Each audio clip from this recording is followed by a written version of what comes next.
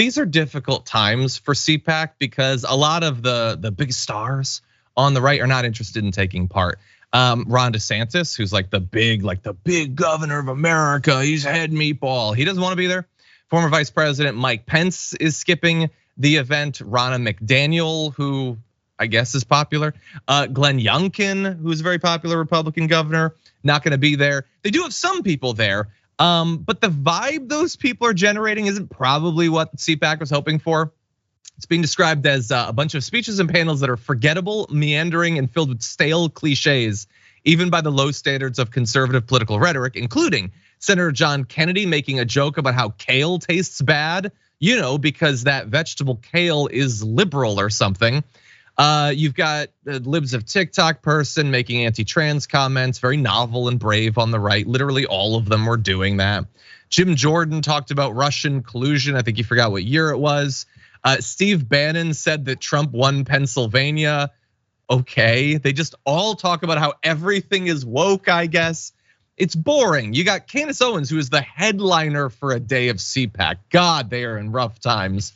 Talked about how people mutilating their bodies does not change your sex. She apparently has not completed my challenge because while it does not change your sex, it might change how you feel you're expressing your gender. And those are very different things. I don't know why it's so difficult for these people to understand that.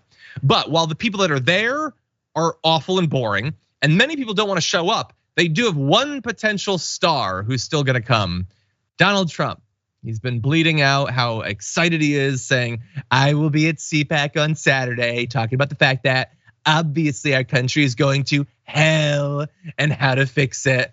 And then he goes on about Marxist thugs and all that. It's basically just the speech that he's going to read when he's there. But he does not waste the opportunity to attack those who are not going, saying the only reason certain candidates won't be going to CPAC is because the crowds have no interest in anything they have to say. They've heard it all before and don't want to hear it again. But my speech on Saturday night is already a sold out monster. What? Oh. They're trying to expand the room and space and time. The fabric of our universe must grow to accommodate me. We'll have a great time. We always do. See you there. And don't forget to vote in the important straw poll. I want to tweet it out. I'll lie if I have to, but I'd prefer not to. So he's still gonna be there. Maybe his speech will be exciting. Viviana, what do you think? I can't wait to see all the women for Trump and blacks for Trump and Latins for Trump signs behind him, that people forced to be there. I don't know. What are you gonna do? This is gonna be out there. He's gonna say what he says. Did he just say that he wants the country to go to hell, or it is going to hell? I wasn't sure if it was a statement or like an assessment. It's hard to say. It's hard to know, but I think this really just reminds me of what you said earlier. Like, he's not gonna back down, even if he doesn't get the nomination. He's still gonna be on the ballot, and that is great for us. You know what would be the best? Let me sketch out the best possible way that tomorrow can go. I don't know when the straw poll comes out, but I hope, please, I hope it comes out before his speech. And I hope that Ron DeSantis does better than you would expect, because that will inspire Trump to annihilate him in his speech. And I want to come back on Monday and find what new nickname he's come up for him. It is going to be wild. Is he going to have people dressed as Ron DeSantis, literally like pushing wheelchairs over cliffs or something? That's an attack he launched this week. I don't know.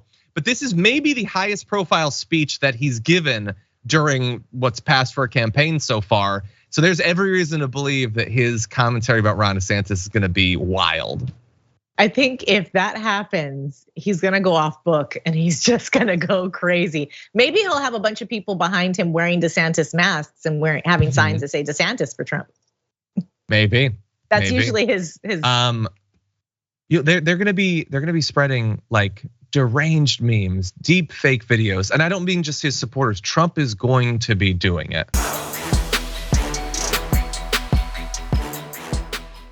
For more political news breakdowns, interviews, stories of activism, and me trying my hardest to care about the occasional big celebrity news story, subscribe to our YouTube channel at youtube.com/thedamagereport. And you can ring the bell wherever it is so you don't miss anything.